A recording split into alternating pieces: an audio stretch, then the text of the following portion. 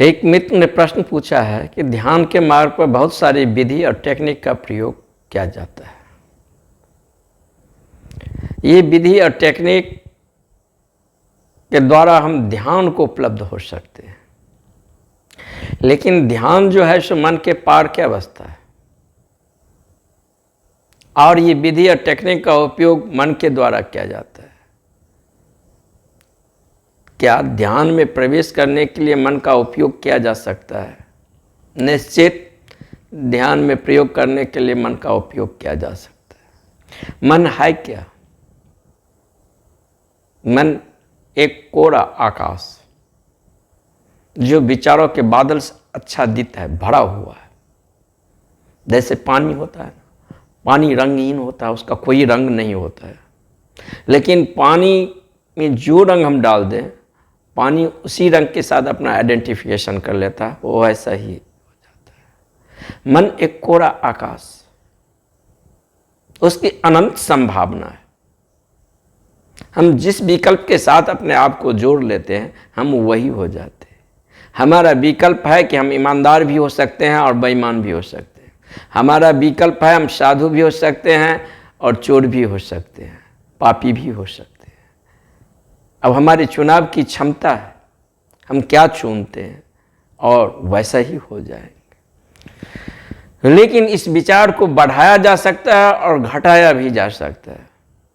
जितने हम इस विचार को धीरे धीरे घटाते हैं, मन के आकाश उतना बढ़ता चला जाता है। एक समय आता है कि मन एक जंपिंग बोर्ड बन जाता है।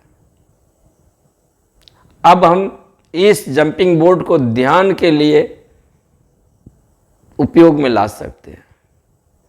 मन को जंपिंग बोर्ड बना सकते हैं, अनुकूल परिस्थिति देकर, ध्यान का अनुकूल हवा देकर, अनुकूल वातावरण देकर, ध्यान के लिए जो उपयुक्त है वैसे वातावरण को क्रिएट करेंगे।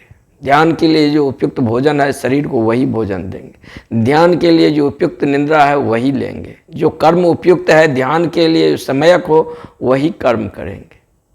जो कुछ भी ध्यान के लिए जरूरी है, हल्का से हल्का, वह वातावरण हम अपने आसपास क्रिएट कर देंगे। जब ये क्रिएट करते हैं तो मन एक जंपिंग बोर्ड हो जाता है। निश्चित मन के द्वारा ध्यान को उपलब्ध तो नहीं किया जा सकता है, लेकिन मन जंपिंग बोर्ड बन सकता है, जिसके उपयोग करके हम ध्यान में छलांग लगा सकते हैं। विधि या टेक्निक जो भी अध्यात्म में है या विज्ञान भैरव तंत्र में भगवान शिव देवी से 112 ध्यान विधियों की चर्चा कर रहे हैं, ये विधि आत्म उपलब्ध नहीं कराएगा। इस विधि के द्वारा हम अपने आप में केंद्रित होते हैं। हमारा जीवन ऊर्जा बहने का दो ढंग है, बहिर्मुखी या अंतर्मुखी। जीवन ऊर्जा अभी बाहर बह रहा है, इसके अनुभव से तो हम परिचित ही हैं। बिना कोई केंद्र का, दिशाहीन, अनैच्छिक रूप से ये ऊर्जा लगातार प्रवाह हो रहा है। कोई दिशा नहीं है, दिशाहीन रूप में इसका गंतव्य है। लेकिन ये ऊर्जा बहने का एक ढंग अंतर्मुखी भी होगा। बाहर जब ये ऊर्जा बहता है तो लक्ष्यहीन, दिशाहीन, इसका कोई लक्ष्य भी नहीं है, न कोई दिशा है।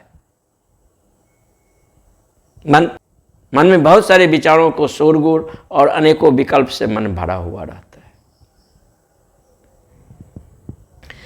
लेकिन जब ये ऊर्जा अंतर्मुखी होता है तो ये ऊर्जा स्वयं के भीतर एक केंद्र को निर्माण करता है, और वो केंद्र प्रत्येक के भीतर है। वह केंद्र है नाभ केंद्र, और नाभ केंद्र पर ऊर्जा केंद्रित होने लगता है। लेकिन नाभ केंद्र से ही हम अस्तित्व से जुड़े हुए हैं।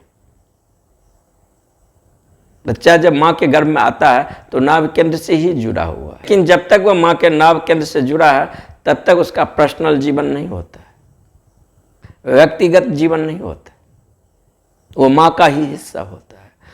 जब उसका संबंध नाभ से विच्छेद किया जाता है तब उसका जो जीवन है वो पर्सनल होता है, व्यक्तिगत होता है। उससे पहले व्यक्तिगत नहीं होता। जब ये ऊर्जा अंतर्मुखी होता है, अपने भीतर एक केंद्र को तलाश करता है, और वह केंद्र है नाभि, और नाभि केंद्र पर ऊर्जा जो है एकत्रित होने लगता है, एकत्रित होने लगता है। सारा जीवन ऊर्जा एक बिंदु पर जो है एकत्रित होने लगता है, और साधक को स्पष्ट अनुभव होता है एक ऊर्जा का विशाल स्तर। लेकिन कोई भी केंद्र इस पूरी ऊर्जा को अपने में नहीं समा सकता है, क्योंकि केंद्र का वह क्षमता नहीं है। जैसे एक बल्ब लगा हो और 100 वाट का बल्ब हो, लेकिन 1000 वाट का उसमें विद्युत का प्रवाह कर दिया जाए तो बल्ब विस्फोट हो जाएगा। जब पूरा ऊर्जा एक बिंदु पर, एक सेंटर पर नियोजित होता है तो केंद्र विस्फोट हो जाता है। जब केंद्र विस्फोट होता है तब व्यक्तिगत चेतना विलीन हो जाते हैं, हम अव्यक्तिगत हो जाते हैं, इम्पर्सनल हो जाते हैं। हम जो अभी अपने आप को नाम रूप गोत्र मूल न जाने किन रंग रूपों में, अपने आकृतियों में कैद हैं, और किन रंग रूपों से अपने को परिभाषित किए हैं, सारा तिरोहित हो जाता है, एक स्वप्न सा भी प्रतीत नहीं होता।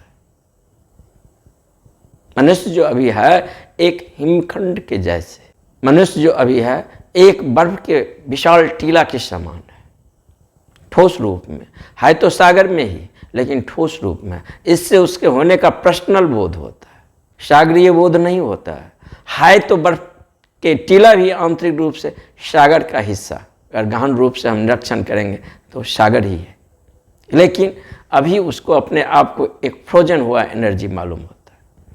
लेकिन सूर्य के किरण के स्पर्श मात्र से बर्फ के टीला जो है पिघलने लगता है, मेल्ट होने लगता है, और धीरे धीरे सागरीय होने लगता है।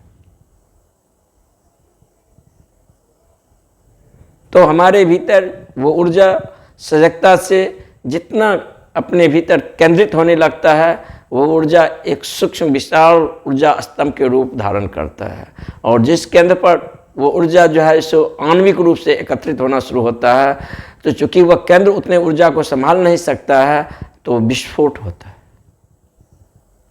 वो विस्फोट को बताया नहीं जा सकता है, शब्दों में कैद नहीं किया जा सकता है, अनुभव तो किया जा सकता है, लेकिन उसको बताना असंभव है। कहीं कोई ग्रंथ उस विधि के बारे में, उस विस्फोट के बारे में नहीं बताया गया है, क्योंकि संभव ही नहीं है। अंधों के साथ प्रकाश की चर्चा कैसे करेंगे? अंधा कभी प्रकाश देखा ही नहीं है।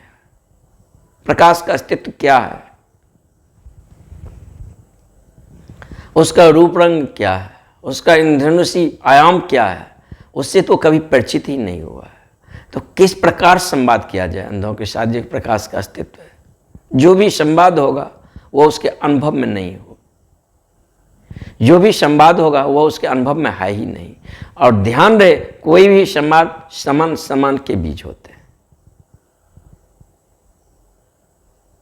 क्योंकि वो अनुभव को कभी देखा ना है, ना जाना है, न कभी कोई कल्पना किया है। उस ऊर्जा के विस्फोट में मनुष्य पदार्थगत रूप से विस्फोट हो जाता है, और मनुष्य एक नई सत्ता में, एक इम्पर्सनल अस्तित्व में, जो अस्तित्व रूप से उसका होना है, वह प्रकट होता है।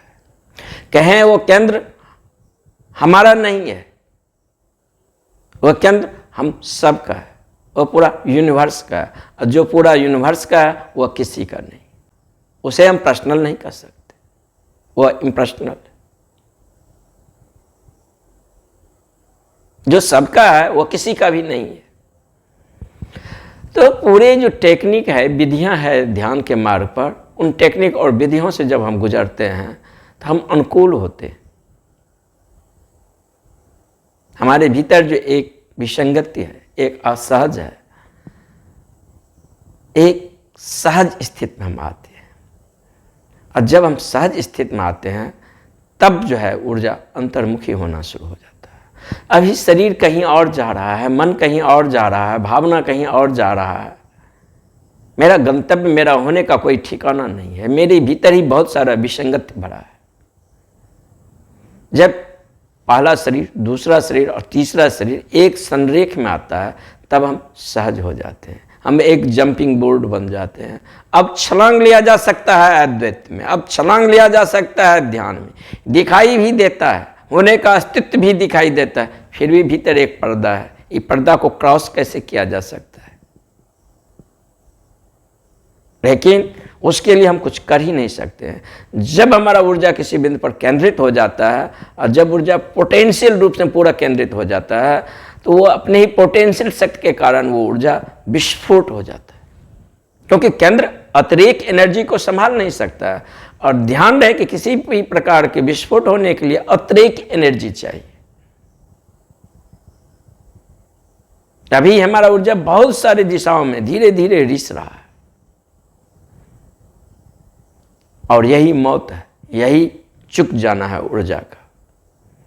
तो विज्ञान कहते हैं कि सूर्य जो इतना बड़ा विशाल ऊर्जा का भंडार है, लगातार अपना ऊर्जा को चुक रहा है। 4,500 वर्ष के बाद इनके ईंधन समाप्त हो जाएंगे।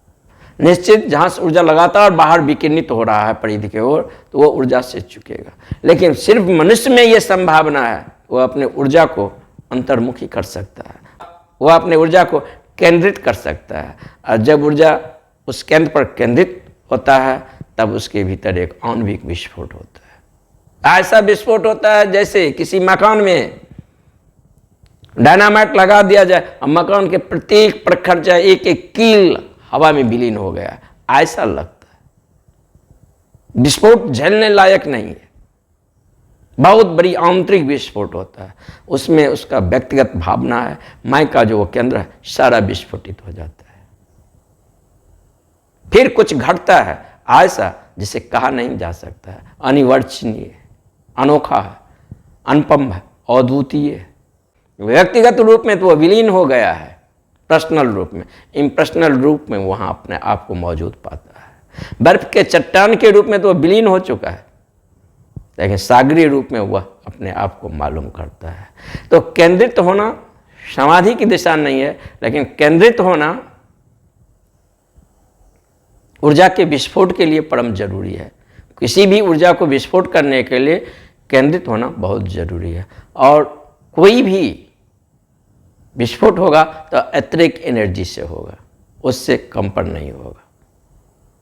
तो हम जिन विधियों के साथ काम करते हैं, जिन विधियों से होकर हम गुजरते हैं, वो विधि क्या करता है? पहला जो हमारा ऊर्जा है बहिर्मुखी है, उसे वह अंतर्मुखी करता है। क्योंकि बाहर के ओर हमारा ऊर्जा आँख से, कान से, स्पर्श के द्वारा और ज्ञान इंद्रियों के द्वारा लगातार रिस रहा है, लगातार रिस रहा है, बाहर बह रहा है। योग का प्रथम काम है ये ऊर्जा को इन द्वारों से रोको और एनर्जी को ऐसी विधि है, ऐसी टेक्निक है जिसके द्वारा एनर्जी को अंतर्मुखी करे। दूसरा, हमारे साथ बहुत सारे पोटेंशियल एनर्जी है जो स्लीप में है, उसको और जागरण करे। प्राणायाम के द्वारा सारे ऊर्जा को और जगाता है, क्योंकि आध्यात्म की जो यात्रा है वो शक्ति की यात्रा है, वो निर्वीर्य की यात्रा नहीं है। जब हमारे पास वो शक्ति पूरा एकत्रित हो जाता है, अपना ही शक्ति जो बाहर लगातार बह रहा है और रिस रहा है, जब तक हमारे ऊर्जा बाहर और लगातार बहिर्मुखी होगा, धीरे धीरे हमारा ऊर्जा केंद्र से होकर रिस रहा है। लेकिन जब हमारी ऊर्जा अंतर्मुखी हो जाता है तो अपने ही केंद्र पर जो है टेस्टलाइज होना शुरू हो जाता है, केंद्रीकरण होना शुरू होता है। और साधक अगर ध्यान साधना योग पर काम कर रहा है, उसके अपने भीतर केंद्रित हुआ एनर्जी का अनुभव नहीं हो रहा है, एक केंद्र अभी तक नहीं मिला है, तो उस विधि को काम ही है कि हमारे भीतर उस केंद्र को खोज ले जहाँ ऊर्जा केंद्रित होना शुरू हो जाता है। जब वह केंद्र मिल गया तो दो ध्रुव मिल गया, एक विषय एक विषयी।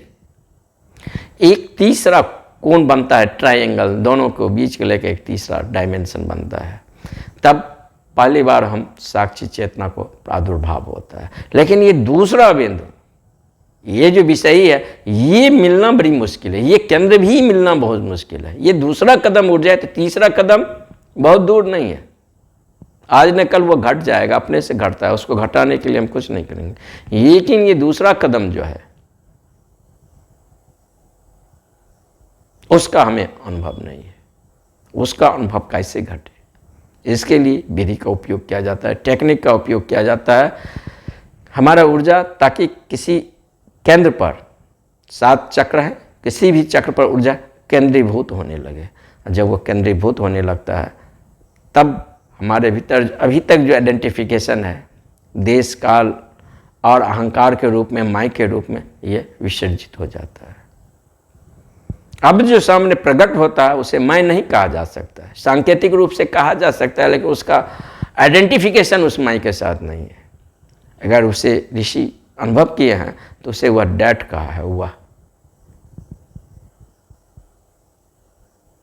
वही नोर है, वही जानने वाला है, वही साक्षी है। स्थान नृत्य सदानंद शुद्धो ज्ञान विमला आत्मा अनंग सर्वभूतानां विभु साक्षी नाम संशय। और जब हमारी ऊर्जा विस्फोट के कारण साक्षी स्वरूप में प्रतिष्ठित हो जाता है तब पहली बार जानते हैं कि हम ब्रह्मास्मि, मैं ही ब्रह्म। ये शाब्दिक अनुभव नहीं है, ये शास्त्रों से लिया गया अनुभव नहीं, अस्तित्वगत उस बोध होता है। शरीर का एक एक सेल, एक एक रोआ पूरा उसका गवाही देता है, पूरा अस्तित्व गवाही देता है, उस पर अस्तित्व का हस्ताक्षर होता है। तब पहली बार दिखाई पड़ता है कि गुरु क्या है, तब पहली बार दिखाई देता है गुरु का गुरुत्व, तब पहली बार दिखाई देता है गुरु एक ऐसा उपस्थित है जैसे अनुपस्थित जैसा। आर पार निकल जाओ, गुरु कहीं मिलता ही नहीं। तभी तो पहचान सकते हैं। हम आकार में हैं तो हम गुरु का आकार से ज्यादा कैसे देख सकते हैं? सात शरीर से वह प्रकाश प्रस्फुटित होते होते होते होते ये शरीर प्रायः स्थूल शरीर पर, वहां कुछ झलकियां मिलता है, कुछ आलोक मिलता है, कुछ सुवास मिलता है, कुछ गंध मिलता है। लगता है नहीं ये आदमी तो है हमारे जैसा, फिर भी हमारे जैसा नहीं है, किसी अलग लोक से इसका संबंध, किसी अलग आयाम में यह रह रहा है। इसका वाणी जो निकलता है से एक वाणी नहीं है, कोलाहल नहीं, एक गीत है। इसका उठना बैठना प्रत्येक भाग भाग में से एक सुवास, एक गंध, एक प्रार्थना का जन्म मिलता है। लेकिन हमारा फोकस आकार में है तो हम गुरु का आकार से ज्यादा नहीं दिखाएंगे। जिस दिन अपने भीतर उस निराकार सत्ता को देखते हैं तब प्रथम बार गुरु का गुरुत्व दिखाई देता है, तब पहली बार प्रार्थना भी होता है। और प्रार्थना क्या होगा? पहले बार इल्हाम होता है, अपने भीतर अपने होने का अस्तित्व, एक धन्यवाद के भाव,